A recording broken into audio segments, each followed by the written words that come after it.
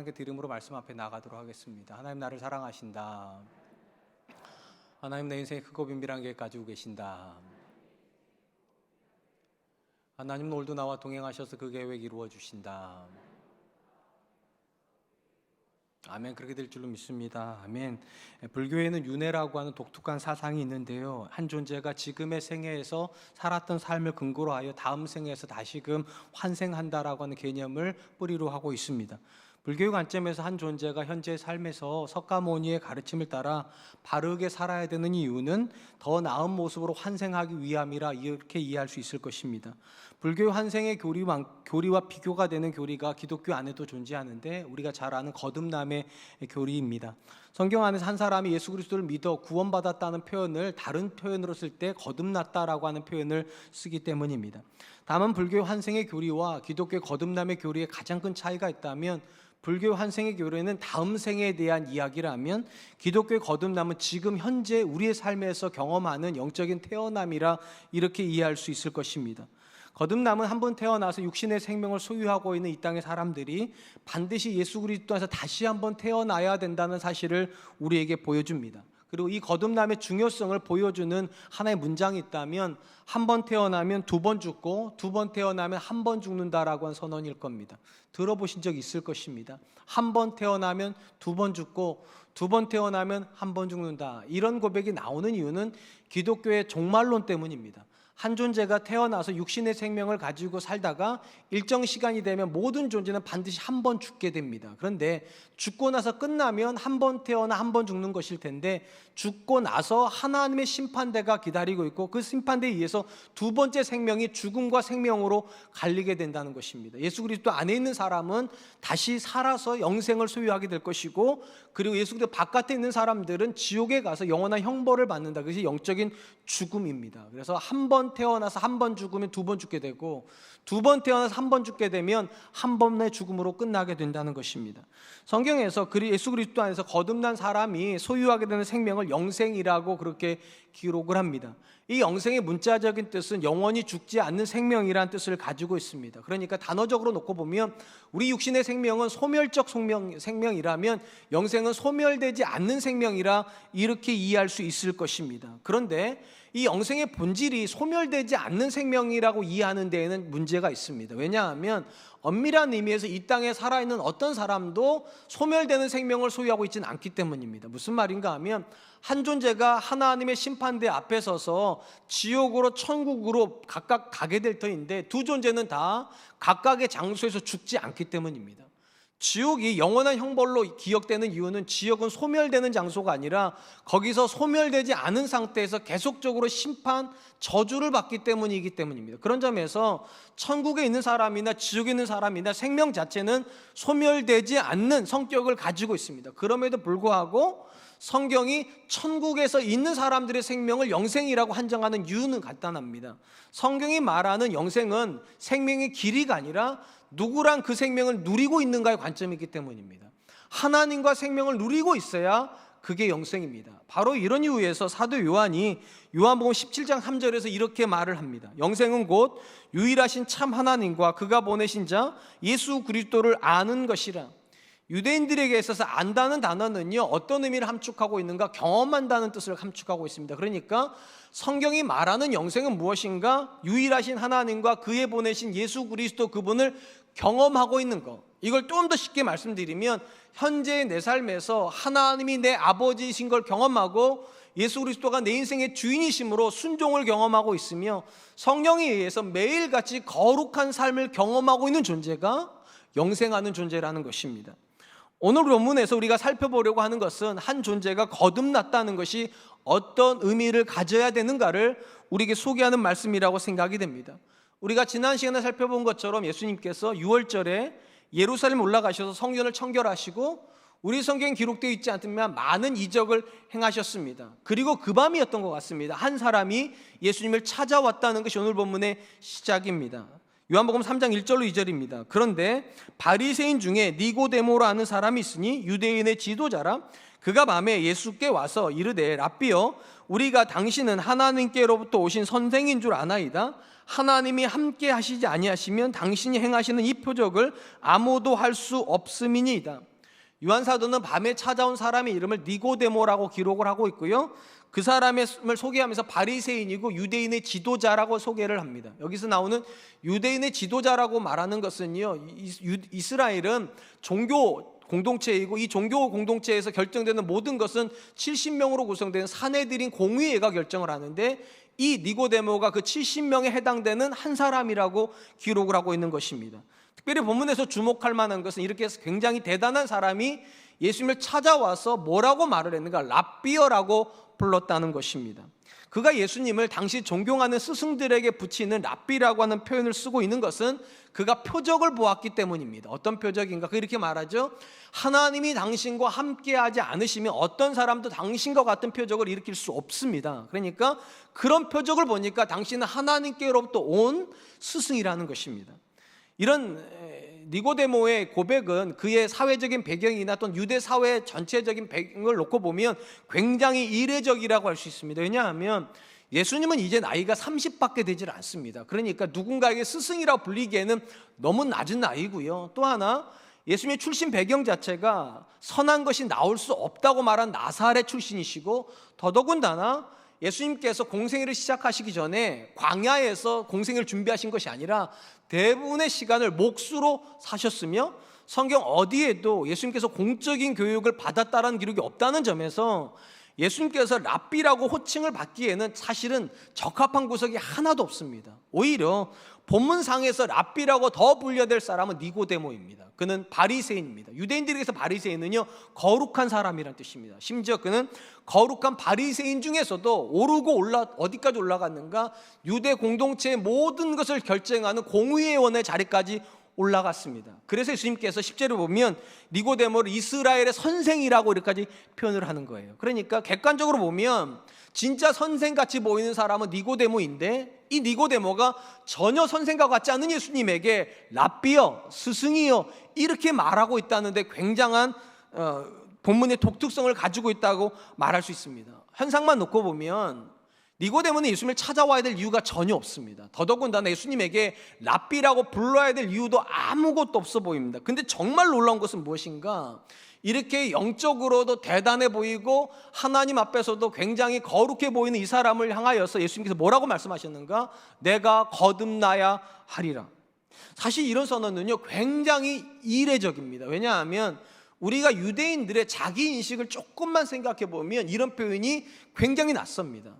우리가 아는 것처럼 유대인들은 이 땅에 많은 사람이 존재해도 오직 이스라엘 유대인만 하나님이 선택하셨다고 믿습니다. 이걸 우리는 선민사상이라고 부릅니다. 그리고 이 선민사상 안에서는 누군가가 이 하나님에 대한 배교를 하지 않는 한은 구원을 받는 거예요. 그런데 오늘 본문상에 나타나는 니고데모는 누구인가? 배교한 사람이 아닙니다. 그는 거룩한 사람이고 심지어 공의원이고 누가 봐도 스승이라고 말할 만한 그런 사람인데, 예수님께서 그를 향해서 뭐라고 말씀하시는가? 네가 거듭나야 된다고. 오히려 이런 표현은요, 누구에게 더 적합한가? 이방인들에게 더 적합하죠. 유대인들 관점에서 이방인들은 구원 못 받는 사람들입니다. 다만 그들이 구원을 받을 수 있는 조건은 무엇인가? 이방인의 삶을 포기하고 할례를 받고 율법 안으로 들어오면 그들은 유대인이 되고 그들은 구원을 받습니다. 그러니까 이방인들을 향하여서 네가 거듭나야 한다 하면 이해가 되는데, 니고데모는 아무리 봐도 이미 구원받은 이스라엘 사람이고 심지어 하나님 앞에서 상급을 받아 마땅할 만큼 거룩해 보이는 사람인데, 그를 향해서 예수님께서 내 상급이 크다 이러면 참 좋을 텐데 오히려 그를 향하여서 내가 거듭나야 된다 이렇게 말씀하셨다는 것입니다. 일단 우리가 이 본문에서 먼저 주목하려고 하는 것은 이것입니다. 우리가 다른 사람의 눈에 객관적으로 거룩해 보이고 심지어 영적인 일에 지극히 관심이 있어서 예배 현장에도 나왔다 할지라도 이것이 한 사람이 구원받았다는 증거가 될 수 없다는 사실입니다. 본문상에서 니고데모는요, 굉장한 관심이 있는 사람입니다. 그렇기 때문에 30밖에 되지 않는 예수님을 찾아와서 스승이라고, 랍비어라고 이렇게 부릅니다. 근데 우리가 본문 전체적인 문맥을 조금만 살펴보면 이 니고데모는 굉장히 상징적인 인물임을 알 수 있습니다. 이 본문 바로 앞에 2장 끝부분에 어떤 내용이 있었는가? 예수님께서 예루살렘에서 이 성경에 기록되지 않은 많은 표적을 행하자 사람들이 예수님을 믿었습니다. 그런데 예수님은 그들을 믿지 않았다고 했습니다.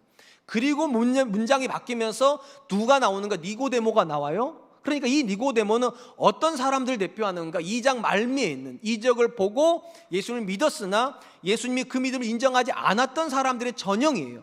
어떻게 알 수 있는가? 이 니고데모가 왜 왔다고 기도했는가? 이적을 보았기 때문에, 표적을 보았기 때문에. 분명한 건 니고데모는 예수님에게 관심이 있습니다.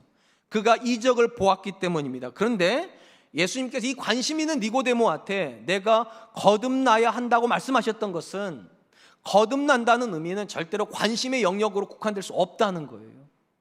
관심을 가지고 있는 것이 거듭났다는 증거가 될 수 없다고 해서 한 발짝 더 가야 된다는 거죠. 요한복음 안에서 니고데모가 등장하는 장면은 총 3번 나옵니다. 오늘 보면 3장이 첫 번째 사건이고요, 두 번째는 7장에 나옵니다. 7장에서 유대 종교 지도자들, 그러니까 공회원들이 모여가지고 예수님을 죽이려고 결정할 때 이 예수님을 변호한 인물이 누구였는가? 그가 니고데모입니다. 그리고 마지막 세 번째로 등장하는 장면이 요한복음 19장입니다. 19장에서 예수님이 십자가에 죽으셨습니다. 어떤 문제가 남아있었는가? 이 죽으신 예수님을 장례 치르는 문제가 남아있어요.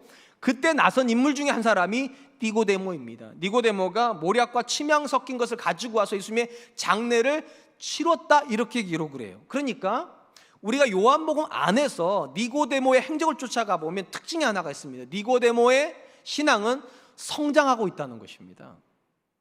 예수님과 거리가 좁아지고 있어요. 3장에서는 관심을 보여주고 있다면 7장에서는 확신이 있어요. 그래서 예수님을 변호해요.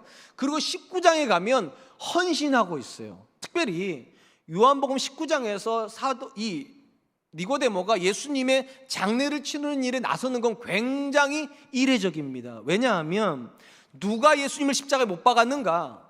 사실은 유대 공동체인데 그 중에서도 산헤드린 공회가 결정한 겁니다. 그리고 니고데모는 그 공회원의 한 사람이란 점에서 자기가 속해 있는 소속이 예수님을 죽였는데 자기가 그런 죽인 예수님을 십자가에서 끄집어 내려서 장례를 치러준다면 이 공회원들이 이 니고데모를 좋은 식으로 안 볼 거란 말이죠. 그러니까 자기의 신분을 걸고 헌신하고 있는 것입니다. 어떤 의미에서 요한복음 안에서 한 존재가 거듭나는 과정을 가장 잘 보여주는 사람은 이 니고데모입니다. 그는 관심을 가지고 있었던 존재인데 점점 성장을 해서 확신에 도달하고, 확신에서 어디까지 가게 되는가? 헌신하까지 가게 됩니다.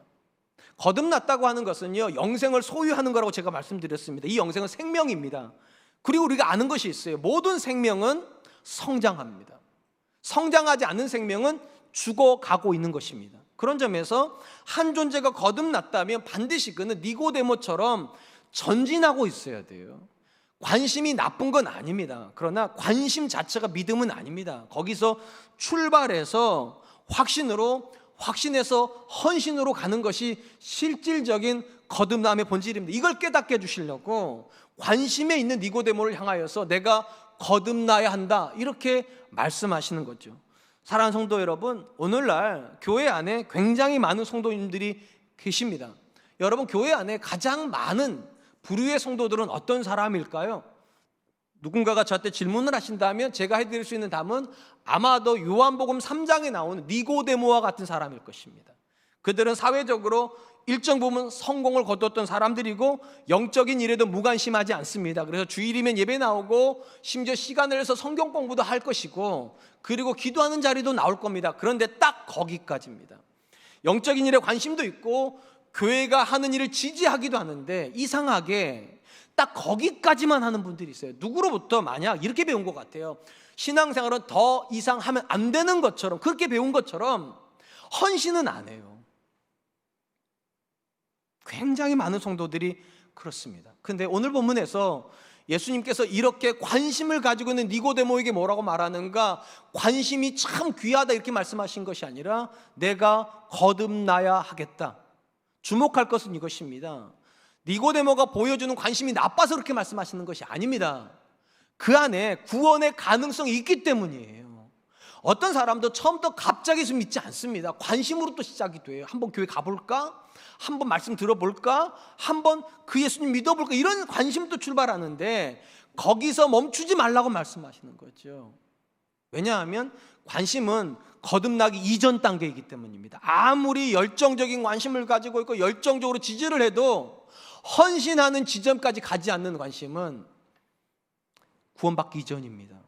한번 스스로에게 물어보시기 바랍니다. 우리 안에 있는 믿음은 어떤 성격을 가지고 있습니까? 여러분들도 영적인 일에 관심이 있으실 겁니다. 그리고 교회 가는 일에 전폭적으로 지지도 하실 것입니다. 그러나 그것이 나쁜 건 아닐지 몰라도 그것이 구원받았다는 증거는 아닙니다. 반드시 성장해야 됩니다. 관심은 확신으로, 확신은 헌신으로. 저는 우리 사랑과 은혜교회 성도님들이 믿음의 성장을 경험하는 거듭남을 실질적으로 우리 삶에서 고백할 수 있기를 축원드립니다. 두 번째로 오늘 보면서 주목하려고 하는 것은 한 존재가 어떻게 거듭나게 되는가입니다. 예수님 니고데모에게 이렇게 말씀을 하십니다. 3절 말씀, 예수께서 대답하여 이르시되 진실로 진실로 내게 이르노니 사람이 거듭나지 아니하면 하나님 나라를 볼 수 없느니라. 우리가 이 본문을 이해를 하려면 일단 다시 유대인들의 기본 사고방식에서부터 출발을 해야 됩니다. 유대인들은요, 자기가 유대인으로 태어나서 난지 8일 만에 할례를 행하고 이후에 율법을 지키면 자연스럽게 하나님의 백성이라고 생각을 했습니다. 그리고 당연히 이들이 하나님의 나라에 들어가는 건 따놓은 당상이었어요. 근데 오늘 보면서 예수님이 뭐라고 말씀하시는가? 내가 거듭나지 아니하면 하나님 나라를 보는 것도 안 된다고. 들어가는 건 고사하고 보는 것도 안 된다고. 그러니까 필연적인 조건은 무엇인가? 유대인으로 태어나는 게 아닙니다. 필연적인 조건은 반드시 거듭나야 한다는 거예요. 우리가 알다시피요, 이 거듭난다라고 하는 개념은 신약에서 처음 나온 겁니다. 단어 자체가 예수님이 처음 쓰신 거예요. 그러나 오해하지 말아야 될 것은 이 거듭난다는 단어가 신약에 처음 쓰였다고 해서 구약에 이 개념이 없었던 건 아닙니다. 구약에도 유대인들이 이해할 수 있는 거듭남의 본질이 들어가 있었습니다. 우리가 잘 아는 것처럼 하나님께서 이스라엘 출애굽시키던 마지막 밤에 10번째 재앙이 무엇이었는가? 장자를 죽이시는 재앙이었고, 그 재앙에서 어린 양의 피를 문에다가 바르면 재앙이 넘어간다 해서 6월절이라고 말씀드렸잖아요. 그리고 그 어린 양의 피를 가지고 하나님께서 하나의 언약을 형성하십니다. 그게 뭐냐? 너희가 내 백성이 되고 내가 너희 하나님이 된다. 이 개념이 왜 거듭남을 설명해 주는 개념인가 하면, 사실 유대인들은 400년 동안 애굽에 있었습니다. 그리고 그 400년 동안 그들의 왕은 누구였는가? 바로였습니다. 그 말은 그들이 누구의 백성이란 뜻인가? 바로의 백성이란 뜻입니다. 그런데 이 어린 양의 피를 경험하는, 그러니까 출애굽을 경험하면서 그들은 어떤 신분의 변화를 경험하게 되는가? 하나님의 백성이 되는 경험을 하게 됩니다. 그리고 이들에게 하나님께서 무엇을 주시는가? 율법을 주십니다. 이 율법이 하나님의 백성이 살아가야 되는 삶의 원리고, 하나님께서 그분의 백성을 통치하신 통치의 원리입니다. 만약 그들이 자기의 신분이 바로의 백성에서 하나님의 백성으로 바뀌었다, 거듭났다는 걸 인정을 한다면 그들은 율법에 순종하면 됐습니다. 근데 우리가 구약의 역사를 통해서 아는 것이 있어요. 그들은 율법을 버립니다. 왜 버립니까? 그들의 안에 거듭남이 온전히 이루어지지 않았기 때문입니다. 그들은 이스라엘 땅, 가나안 땅에 살면서도 여전히 바로의 백성처럼 삽니다. 이방인들이 사는 방식을 그대로 쫓아가요. 그래서 오늘 보면서 말씀하시는 겁니다. 진정한 거듭남, 예수 그리스도 안에서 진정한 거듭남이 없이는 하나님의 백성이 될 수도 없고 하나님의 나라 안에 들어갈 수도 없다고. 그 다음에 예수님께서 이 거듭났다라고 표현을 어떻게 쓰셨는가 주목할 필요가 있습니다. 우리 성경에 거듭났다 이렇게 쓴 단어는요, 우리 문장으로는 한 단어에 거듭났다 이런 표현이지만 헬라어 성경은 두 단어가 합쳐져서 이 단어가 나온 겁니다. 어떤 단어인가? 거듭이라고 하는 단어하고요, 태어나다라는 단어가 합쳐진 겁니다. 거듭이란 단어는요, 헬라어로 아노센이라고 하는 단어인데 두 가지 뜻을 가지고 있습니다. 하나는 우리 성경처럼 again 또는 renewal, 다시 이런 의미를 가지고 있어요. 또 하나의 의미는 하늘로부터라는 뜻을 가지고 있습니다. 그리고 전체적인 문맥으로 놓고 보면 하늘로부터라고 해석하는 게 훨씬 정확합니다. 왜냐? 구약에서는 이스라엘이 바로의 백성에서 하나님의 백성이 되는 게 땅에서 일어난 일입니다. 근데 신약에서 예수 그리스도로 말미암아 다시 태어나는 건 하늘로부터 태어나는 거. 왜냐하면 성령이 임함으로부터 거듭나는 거거든요. 그러니까 위에 계셨던 성령께서 각 사람에게 임하면서부터 그들은 거듭나기 때문에 예수님으로 말미암는 거듭남은 위로부터 다시 태어나는 것입니다. 그리고 위로부터 다시 태어나는 것이기 때문에 하나님의 나라가 위에서 땅으로 임할 때 그 나라를 볼 수 있는 거예요. 하나님의 나라가 우리 가운데 임하는 것을 우리가 보게 되는 것입니다. 그렇다면 이제 궁금한 건 이겁니다. 위로부터 한 존재가 다시 태어났다는 건 어떤 의미일까? 사실 니고데모는요, 예수님께서 거듭나야 한다니까 이 거듭이라는 단어를 어떻게 해석을 했는가? 다시로 해석을 했습니다. 그래서 어떻게 이 성인이 어머니의 뱃속으로 들어갈 수 있습니까? 예수님께서 그런 의미가 아니라고, 다시 태어나는 게 아니라 위로부터 태어나는 것이라는 걸 부연 설명하라고 이렇게 설명을 하세요. 5절 말씀에 예수께서 대답하시되 진실로 진실로 내게 이르노니 사람이 물과 성령으로 나지 아니하면 하나님 나라에 들어갈 수 없느니라. 예수님께서는 육체에 출생하고 대비를 이루기 위해서 하늘로부터 난다는 것은 물과 성령으로 태어나는 것이다. 그러니까 불과 20년 전쯤에는요, 이 물과 성령으로 낳았다는 이 표현을 어떻게 주로 이해했는가? 물 세례와 성령 세례를 이해를 했습니다. 그래서 물 세례를 통해서 회개를 하고 성령의 임재를 받아 이가 거듭난다, 이렇게 해석을 했어요. 제가 대학교 다닐 때만 해도, 신대원 다닐 때만 해도 이렇게 배웠습니다. 그런데 최근에는 이 본문을 그렇게 해석하지 않습니다.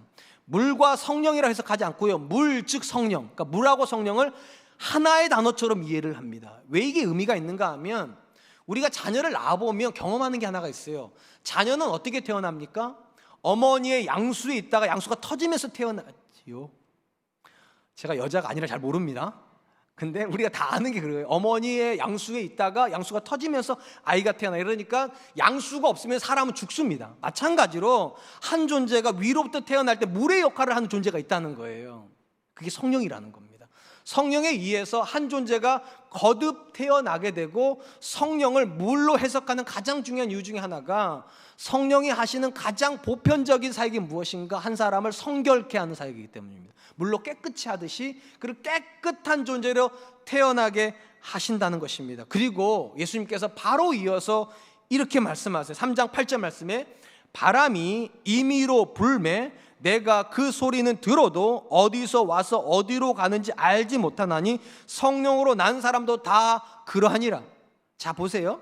자, 땅에서 태어나는 것은 육으로 태어나는 것이고, 거듭나는 것은 위로부터 태어나는 것이며, 이 거듭남을 누가 일으키시는가? 성령이 일으키시는 겁니다. 그러면 이제 궁금한 게 이거잖아요. 그러면 성령이 임했다는 증거가 뭐냐고, 성령은 어떻게 임하는 거냐고, 예수님이 이렇게 설명하세요. 성령의 임함은 바람의 임함과 같다고. 왜냐하면 바람은 눈에 보이지 않아요. 그러니까 눈으로 바람을 확인할 수 있는 사람은 없죠. 우리가 창문 앞에 앉아 있으면 창문이 닫혀있다 생각해보죠. 바깥에 아무리 바람을 불어도요, 바람을 보고서 바람이 분다 생각하는 사람은 없습니다. 어떻게 아는가? 바람이 만들어 놓은 증거를 보는 겁니다. 소리가 들려요. 그리고 나무가 흔들려요. 그럼 우리는 알죠. 바람이 부는구나. 그러니까 바람은 실체는 없는데 증거는 있어요. 성령도 똑같다는 겁니다. 성령은 영이기 때문에 한 존재에게 성령이 임했다는 게 눈에 보이지 않아요. 그럼 어떻게 확인하는가? 그 성령이 만들어 놓은 증거가 있다는 거예요. 그 증거를 통해서 아, 성령이 저 사람한테 임했구나, 이렇게 확인한다는 거예요. 이 부분에서 우리에게 굉장히 도움을 주는 사람이 사도 바울입니다. 사도 바울은 한 존재 안에 성령이 임하면 어떤 일이 벌어지는가를 이렇게 기록해 놓았습니다. 갈라디아서 5장 22절 23절 오직 성령의 열매는 사랑과 희락과 화평과 오래 참음과 자비와 양선과 충성과 온유와 절제니 이 같은 것을 금지할 법이 없느니라. 제가 이 말씀을 굉장히 좋아한다고 말씀드렸고, 이 본문을 해석할 때 제가 늘 말씀드린 거 있어요. 성령의 임함은 은사적 표현을 수반하는 게 맞아요. 그런데 성령이 모든 사람에게 공통적으로 나타내는 현상은 열매라고. 그리고 그 열매는 특징이 하나 있습니다. 모든 9가지 열매는 다 하나님의 성품입니다. 그러니까 하나님의 성품이 한 존재 안에서 빚어질 때 사람들은 비로소 확인한다는 거예요. 저 사람 안에 성령이 임했구나. 이게 굉장히 의미가 있어요. 여러분 아시다시피 저는 정씨입니다. 그리고 저희 집안에 정씨성을 가지고 있는 두 아들이 태어났습니다. 저는요, 제 성격이 굉장히 마음에 들어요. 오해하지 마세요. 굉장히 마음에 들어요. 딱 하나만 좀 아쉬워요. 그게 욱하는 겁니다. 저는 성격이 좀 급해요. 그래서 빨리 판단을 하더니 욱해요. 그래서 제가 아들을 낳으면서 정말 소원하는 게 무엇이었는가? 그 좋은 성격은 다 가져가고 욱만 안 가져가기를. 근데 그렇게 됩니까? 정씨로 태어나는 순간 정씨 피에 흐르는 이 욱이 같이 들어가죠. 여러분 이 중에 정시 가지고 계신 분인데 저랑 다를 수 있어요. 왜냐하면 저는 파가 달라요. 저는 문홍공파거든요. 그러니까 여러분 다를 수 있어요. 그러니까 여러분 남편이 다 정시랑 똑같지 않아요. 굉장히 장점만 가지고 있는 분도 계세요. 근데 저는 다 좋은데 한 가지가 문제다라는 거죠. 우리 아이들도 그래요. 그게 무슨 말인가? 한 존재가 육신을 가지고 태어날 때 그냥 태어나는 사람 없습니다. DNA를 가지고 태어납니다. 마찬가지로 누군가가 성령을 통해서 태어나면 성령의 DNA가 있는데 이 DNA는 다 뭐라고 알려 있는가? 하나님의 성품을 가지고 태어나게 한다는 거예요. 그리고 이것이 선별적으로 누구에게는 그렇게 되고 누구에게는 그렇게 되지 못하는 이유가 뭔가? 이 같은 것을 금지할 법이 없다는 말이 무슨 말인가? 한 존재에게 성령이 들어가면 변화를 일으키는 걸 누구도 못 막는다는 겁니다. 반드시 그는 하나님의 성품으로 빚어지게 된다고. 그리고 그걸 보면서 사람들이 고백하게 되는 거예요. 아, 정말 성령님이 임하셨구나. 다른 공식은 없습니다. 오직 하나님의 성품이 한 사람 안에서 빚어질 때, 내 남편을 아무도 못 바꿀 줄 알았는데, 내 자녀를 아무도 못 바꿀 줄 알았는데, 우리 공동체를 아무도 못 바꿀 줄 알았는데 성령이 임하시니까 사람이 달라지는구나.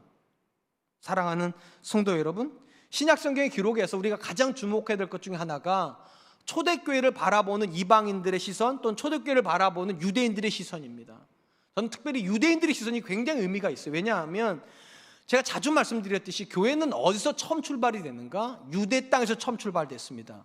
불과 그들이 50일 전에 어떤 일을 했는가? 교회가 태어나기 전에 50일 전에 예수님을 죽이는 일을 했습니다. 그리고 50일 있다가 그 예수님 믿는 교회가 탄생을 했어요. 그리고 놀랍게도 이 교회를 바라보면서 유대인들이 감탄을 합니다. 그게 칭송했다는 거예요. 왜 감탄을 하고 왜 놀랐는가? 물론 그들 안에서 한 번도 들어본 적이 없는 방언이 쏟아져 나왔기 때문입니다. 외국어입니다. 전혀 외국어를 못하는 사람들이 외국어를 해요. 이방인의 말을 해요. 그러니까 놀라고 주목을 했는데, 그것보다 더 놀라운 이유는 무엇인가? 교회 안에서요, 이 유대인들이 이전에는 한 번도 경험해 본 적이 없는 사람들을 만나기 시작한 겁니다. 땅의 냄새가 나는 사람들이 아니라 하늘의 냄새가 나는 사람들이에요. 하나님의 성품으로 말을 하고 하나님의 성품으로 섬기고 하나님의 성품으로 서로를 사랑하는 모습을 보면서 성이 이렇게 기록을 해요. 칭송하였더라. 여러분, 사람은 사람을 칭송하지 않습니다. 왜냐하면 사람은 정도의 차이가 있을 뿐이지 다 거기서 거기에요. 근데 그들은 교회를 보면서 칭송했다고. 저들은 우리랑 다르다.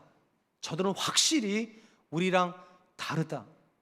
오늘날 교회의 위기가 뭘까요? 여러 가지 위기가 있습니다. 그 중에 하나가 세속화라는 이야기 자주 들으셨을 겁니다. 여러분, 세속화가 뭡니까? 간단히 말하면 하늘 냄새가 나야 될 교회에서 세상 냄새가 난다는 거예요. 교회 안에 하늘의 향기를 나타내주고 하늘의 성품을 보여줄 사람들이 있어야 되는데 이 사람들은 점점 사라지고 흔하디 흔한 세상에서 누구나 볼 수 있는 그런 사람들이 교회를 다니더라는 거예요. 그럼 거듭남 없는 거예요. 거듭남은 땅에서 일어나는 게 아닙니다. 위로부터 일어나는 거예요. 위에 계셨던 성령님이 땅에 있는 사람들에게 임하고 이 존재들이 위에 있는 성품을 보여주기 시작하더라. 제가 제일 싫어하는 말이 하나 있다고 말씀드렸죠. 이런 거예요. 하나님도 내 남편을 못 바꾼다고. 있을 수 없는 일이에요. 성령은 못 바꾸는 사람이 없습니다. 이와 같은 것을 금지할 법이 없다면 우리가 뭘 열망해야 됩니까? 내 남편이 거듭나길 열망해야 됩니다. 왜냐? 그건 달라질 거니까요. 내 자녀가 거듭나길 열망해야 됩니다. 단순히 교회 왔으면 좋겠다, 거기서 멈추시면 안 돼요. 교회 와도 거듭나지 않는 사람은 부지기수입니다. 오직 교회 와서 의미가 있는 사람들은 여기서 거듭나는 사람들이에요. 땅의 성품을 버리고 하늘의 성품을 입는 사람들이에요. 제가 바라는 건 그런 겁니다. 저에게 태어난 두 아들이 정시 집안에서 태어났지만 거듭나기를. 그래서 정시 집안의 성품을 물려받는 사람이 아니라 하나님의 성품을 물려받기를. 그러면 교회는 하늘 공동체가 될 것이기 때문입니다. 저는 우리 사랑과 은혜교회 성도님들이 하늘의 성품을 세상에 보여줄 수 있는 그런 분들 되셨으면 좋겠습니다. 마지막으로 우리가 주목해야 될 것은 한 존재 안에 그러면 성령은 어떻게 언제 임하게 되냐는 것입니다. 사실 니고데모는 이 부분을 이야기가 굉장히 어려웠어요. 그래서 물어보죠. 이런 일이 어떻게 일어나겠습니까? 도대체 어떻게 해야 성령이 위에서부터 우리에게 임하시는 겁니까? 그러자 예수님께서 이렇게 대답을 하세요. 13절 말씀에 하늘에서 내려온 자 곧 인자 외에는 하늘에 올라간 자가 없느니라. 사실은 이게 굉장히 생뚱맞는 문장인 것 같아요. 왜냐하면 니고데모가 궁금한 건 뭐냐, 어떻게 성령이 임하냐는 건데 예수님은 인자가 하늘로 올라간다고 얘기하셨어요. 왜 이렇게 말씀을 하셨을까? 왜 이 말씀을 이해하려면 예수님께서 요한복음 1장에서 하셨던 말씀을 연결시킬 필요가 있습니다. 요한복음 1장 끝부분에 가보면 예수님께서 나다나엘이라고 하는 제자를 만나는 장면이 나옵니다. 그때 예수님께서 나다나엘에게 뭐라고 말하는가? 이 사람은 진실로 참 이스라엘인이다 이렇게 말했어요. 그랬다 그가 놀랬죠. 왜냐하면 자기보다 먼저 예수님 자기를 아셨다고 그러니까. 그러자 예수님이 뭐라고 말씀하셨는가? 내가 너를 먼저 알았다고 내가 놀라느냐? 이보다 더 큰 일을 내가 보리라 하면서 뭐를 말씀하셨는가? 인자 위로 하나님의 사자가 오르락 내리락 하는 걸 내가 보리라. 쉽게 말하면 이 이후에 예수님께 하신 모든 사역은요, 예수님 위로 하늘길이 열리는 사역이 될 거라는 겁니다. 그리고 이 하늘길이 열리는 가장 중요한 이유는 뭐냐? 인자가 하늘로 올라가기 때문에. 그러니까 예수님의 승천은 닫혔던 하늘문을 여는 사건이고 땅과 하늘을 연결하는 사건입니다. 그리고 땅과 하늘이 연결이 됐기 때문에 하늘에 계셨던 성령님이 땅으로 내려오실 수 있다는 거예요. 이론적으로는 아무리 설명해도 이해가 안 되지만 예수님께서 영의 세계에서 일어나는 일을 그렇게 말씀하신 거예요. 인자가 위로 올라가기 때문에 성령은 내려오시게 될 거라고. 그리고 성령이 내려오시는 출발 지점이 되는 지점을 이렇게 이야기합니다. 14절 15절입니다. 모세가 광야에서 뱀을 든 것 같이 인자도 들려야 하리니 이는 그를 믿는 자마다 영생을 얻게 하려 하심이라. 여기서 예수님께서 말씀하신 뱀이 들린다는 이 사건은요, 우리가 잘 아는 민수기 21장 사건을 배경으로 합니다. 이스라엘 사람들이 광야에서 40년을 돌아야만 했습니다. 그러자 그들 안에서 불평이 쏟아나오고 원망이 쏟아나오자 하나님께서 불뱀을 보내셔서 사람들을 물기 시작하십니다. 그리고 물린 사람들마다 다 죽어가고 있었습니다. 그때쯤 되자 그들이 회개를 하죠. 우리가 잘못했다고. 그러자 하나님께서 모세를 불러서 뭐라고 말씀하시는가? 뱀 모양의 놋을 만들으라고. 그러니까 놋뱀을 만들어서 장대에 높이 달면, 그리고 사람들이 물린 사람마다 그 뱀을 보면 나으리라 이렇게 말을 했어요. 그리고 정말로 그렇게 하자 사람들이 나았습니다. 사실 이 사건의 의미가 무엇인지 우리가 잘 모릅니다. 근데 상징적으로 생각하면 이런 거예요. 우리가 땅에 속하여서 땅을 쳐다보면서 살 때 가장 흔하게 일어나는 일이 어떤 일인가? 원망하는 일입니다. 불평하는 일이에요. 땅을 쳐다보면서 감사한 사람은 거의 없습니다. 왜냐하면 땅은 비교의 대상이 너무 많거든요. 그러니까 땅을 쳐다보고 있으면 그들은 무시로 원망합니다. 무시로 불평합니다. 그리고 그들이 땅에 속하였다는 사실을 보여주시기 위해서 땅의 흙을 먹고 사는 뱀으로 물게 하시는 거죠. 그럼 그들은 어떻게 치료가 됩니까? 놋뱀을 바라봄으로 치유가 됩니다. 많은 사람이 궁금한 게 놋뱀이 뭐냐? 사실 놋뱀이 핵심이 아니에요. 그들이 땅에서 눈을 들어서 놋뱀을 쳐다봤다는 게 핵심이에요. 쳐다봤다. 고개를 들었다는 게 핵심이에요. 고개를 들었다. 바로의 백성은 땅을 쳐다보고 사는 백성입니다. 하나님의 백성은 하늘을 쳐다보고 사는 사람이에요. 땅에서 못 얻어도, 땅에서 못 먹어도, 땅에서 못 이루어도 하나님이 주신다고 믿고 사는 사람은 불평의 소유자가 되지 않습니다. 원망의 소유자가 되지 않습니다. 예수님께서 지금 그 사건을 가지고 오신 거예요. 왜냐하면 눈을 들어야 되니까. 그래서 본문상에서 예수님께서 놋뱀 사건을 이야기하는 건 두 가지 이유 때문이에요. 첫 번째, 놋뱀이 들린 것처럼 예수님도 십자가에 들릴 거니까. 두 번째, 놋뱀을 쳐다보는 이들마다 생명을 얻었던 것처럼 십자가를 쳐다보는 사람마다 영생이라는 생명을 소유하게 될 거니까. 그래서 놋뱀이 들린 것처럼 인자도 들려야 된다, 이렇게 말씀에 주목할 것은, 제가 지난 시간에 그런 말씀을 드렸어요. 요한복음 안에는 요한 사도가 쓰는 독특한 표현들이 등장한다고. 그 중에 하나가 표적이라고 제가 말씀드렸어요. 다른 모든 성경들은 이적이라고 쓰고 있는데, 저는 기적이라고 쓰고 있는데, 요한복음만 표적, 상징이란 뜻을 쓰고 있고, 오늘 본문에 나온 이 들린다는 표현도 요한복음 안에 3번 등장하는데 요한이 주로 쓰는 표현입니다. 어떤 뜻을 가지고 있는가? 높인다, 올려준다는 뜻을 가지고 있습니다. 그러니까 한 존재를 들린다는 말은 그를 존귀하게 만들어준다, 그를 굉장히 높은 자리에 올려준다, 이런 뜻을 가지고 있어요. 근데 예수님께서 이 단어를 어디다 쓰셨는가? 십자가에다 썼다는 데 의미가 있습니다. 유대인들에게 있어서 십자가는 한 존재를 높여주는 사건이 아닙니다. 그 존재를 경멸하는 거예요. 왜냐? 어떤 사람만 십자가에 못 박히는가? 하나님께 저주받은 사람들, 그리고 로마법에서는 가장 흉악한 형벌을 받는 사람만 십자가 죽는 거예요. 그러니까 누군가가 십자가에 달린다면 그 가문에서 그를 무시하는 존재입니다. 그 가문에서 빼내야 되는, 경멸하는 존재가 된다는 건데, 특이하게도 요한 사도는 예수님의 십자가에다 어떤 단어를 썼는가?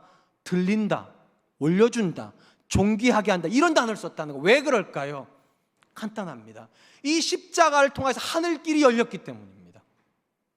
그리고 그 십자가를 통해서 성령이 내려오시기 때문이에요. 그래서 요한 사도는 의도적으로 존귀를 나타내는 단어를 씁니다. 인자가 들려야 한다. 더 놀라운 것은요, 마태, 마가, 누가복음에는요 예수님의 고뇌에 대한 기도가 있습니다. 그게 겟세마네 동산 기도지 않습니까?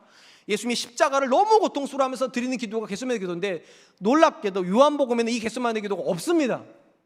왜 없을까요? 요한 사도가 생각하는 예수님의 십자가는 매달리는 게 아니라 들리는 거니까요. 하나님께서 예수님을 올려주시는 사건이에요. 그리고 이 사건에 의해서 성령은 내려오세요. 그렇게 해서 우리가 소유하게 되는 게 영생인 것입니다. 사랑하는 성도 여러분, 하늘로부터 사람이 태어나서 거듭나는 것, 이거는 이론적으로 설명하기가 불가능한 거예요. 그래서 예수님께서 현상을 설명하신 거예요. 노뱀을 본 사람마다 나았던 것처럼 십자가에 들린 인자를 보는 사람이 구약의 그 사람들이 경험한 것 같은 생명을 경험하게 될 거라고. 그 말은 무슨 말인가? 거듭남은 이론이 아니라 경험해야 된다는 겁니다. 경험해야 아는 거예요. 그리고 어디서 경험하게 되는가? 십자가에서 경험하는 겁니다. 십자가를 바라보는 사람이 구약에서 노뱀을 봤던 사람들이 나았던 것처럼 생명을 소유하게 된다. 그런 점에서 거듭난 사람의 공통점이 있습니다. 어떤 것보다 강력한 공통점이 있습니다. 거듭난 사람 안에는요 십자가의 감격이 있습니다. 제가 앞에서 말씀드렸잖아요. 땅에다가 본질을 두고 있는 사람의 특징이 무엇인가? 원망, 불평이라고 말씀드렸고요. 고개를 드는 사람들의 특징은 무엇인가? 그들은 감사가 있습니다. 왜냐하면 그 고개를 들게 해주신 분이 계시거든요. 십자가에 달리신 예수님이요. 거기서 아는 거예요. 내가 죽었어야 될 곳인데, 나는 절대로 하나님 앞에서 거룩한 사람이 아닌데 하나님께서 예수 그리스도의 십자가로 말미암아 나 같은 사람을 구원해 주셨다고. 이 감격이 있으면 세상이 쉬워집니다. 왜 쉬워지는가? 거기를 안 쳐다보니까요. 제가 지금 이렇게 말하지만 제가 그렇게 산다는 뜻은 아닙니다. 저도 이게 참 어려워요. 이론적으로 하면 분명한 건 이것입니다. 우리 안에 십자가의 감격이 들어오는 순간 세상이 쉬워져야 돼요. 더 이상 거기에 미련이 존재할 수 없으니까. 그런 점에서 거듭났다는 건 단회적 사건은 아닙니다. 점점 눈이 땅에서부터 올라가서 더 이상 땅을 안 봐도 되는 지점, 십자가에 달리신 예수님을 보고 있는 지점이 거듭난 지점입니다. 그리고 이 사람들의 특징은 무엇인가? 매 순간이 감격입니다. 죽었어야 했던 존재인데, 아니 이미 죽었고 생명이란 건 존재할 수 없었던 나에게 어떻게 이런 은혜를 주시나? 내가 어떻게 하나님의 자녀가 되고 내가 어떻게 이 세상에서 소망이라는 걸 붙잡고 살 수 있을까? 다 예수님 때문이지. 예수님의 십자가 때문이지. 여러분, 이 땅에 있는 모든 불평, 모든 원망을 해결하는 가장 완벽한 치료제가 뭘 거라고 생각하십니까? 딱 하나의 단어입니다. 감사가 회복이 되면 원망은 없어집니다. 불평도 없어집니다. 그리고 감사의 본질이 어딘가? 십자가입니다. 십자가에서 우리는 하나님의 자녀가 되었습니다. 제가 자주 말씀드리잖아요. 하루에 얼마나 자주 하늘을 보십니까? 왜 우리가 하늘을 봐야 됩니까? 그곳에 십자가가 있기 때문이에요. 땅에다가 십자가를 꽂았지만 달리신 곳은 하늘이에요. 그리고 그 지점에서 하늘이 열려서 우리가 하나님의 자녀가 되었다면 어떤 사람들이 거듭난 사람들입니까? 매 순간 십자가의 감격을 가지고 사는 사람들이요. 저는 바라기는 저와 여러분들이 십자가에 감격이 있었으면 좋겠어요. 나 같은 사람에게 저렇게 좋은 남편 주셨다니, 나 같은 사람에게 저렇게 좋은 자녀 주셨다니, 나 같은 사람에게 이렇게 좋은 교회를 주셨다니. 이 고백이 십자가의 고백이에요. 나는 아무 자격이 없는데. 우리 사랑과 함께 성도님들이 그럴 수 있었으면 좋겠습니다. 이제 말씀을 맺으려고 합니다. 성경이 말하는 구원은 본질적으로 거듭나는 것입니다. 이 말은 절대로 다시 태어난다는 의미가 아니라 위로부터 다시 태어나는 것입니다. 그리고 이것이 어떤 의미를 가지고 있는가 오늘 보면 세 가지로 얘기하면, 첫 번째, 이 고백은 관심의 영역에서 성장을 의미한다는 겁니다. 관심이 나쁜 건 아니에요. 그러나 관심은 확신으로 가야 되고 확신은 헌신으로 가야 이것이 생명인 거예요. 성장하는 생명이에요. 두 번째, 거듭남은 단순히 내가 좀 더 도와진다는 의미가 아니라 소속이 완전히 바뀐다는 거예요. 땅에서 태어났지만 하늘에서 다시 태어나는 존재가 되어서 더 이상 땅의 냄새를 풍기는 사람이 아니라 하늘의 냄새를 풍기는 사람, 땅의 성품을 말하는 사람이 아니라 하늘의 성품을 말할 수 있는 사람이 된다. 마지막 세 번째, 거듭남은 내가 노력해서 되는 것이 아니라 십자가에서 일어나는 현상이라고. 십자가를 바라볼 때 감격이 있어요. 내가 죽었어야 되는 건데 나 같은 사람 때문에 하나님께서 그분의 아들을 십자가에 다셨다. 이 감격이 있는 곳에 성령이 임한다는 겁니다. 당연히 이 감격이 있으면 그들 안에서 원망, 불평, 시기, 질투 없습니다. 감사 있어요. 그런 넘치는 감격이 있어요. 그래서 거듭난 사람들은 행복할 수밖에 없습니다. 나 같은 사람에게 주신 은혜가 너무 귀하기 때문입니다. 전 우리 사랑과 느끼 성도님들 안에 이 거듭남의 고백이 한 주간을 붙잡고 우리 평생의 고백이 될 수 있기를 주님의 이름으로 축원드리겠습니다. 이 시간 주신 말씀을 기억하면서 세 가지를 기억기도했으면 좋겠습니다. 하나님, 우리로 하여금 하나님이 생명을 주셨다면 그 생명이 관심에서 멈추지 말게 해주시고 관심에서 확신으로, 확신에서 헌신으로 갈 수 있도록 도와주시고, 또한 우리의 삶에서 거듭남이 땅의 냄새를 풍기는 것으로 나타나는 것이 아니라 하늘의 냄새를 풍기고 하나님의 성품을 닮아가는 모습으로 드러나게 해주시고, 마지막 세 번째, 날마다 우리가 땅을 쳐다보는 사람이 아니라 십자가를 쳐다봐 감격함으로 하나님과 동행하는 그런 사람 되게 주십시오. 우리 같이 한 번만 기도하겠습니다. 하나님 안에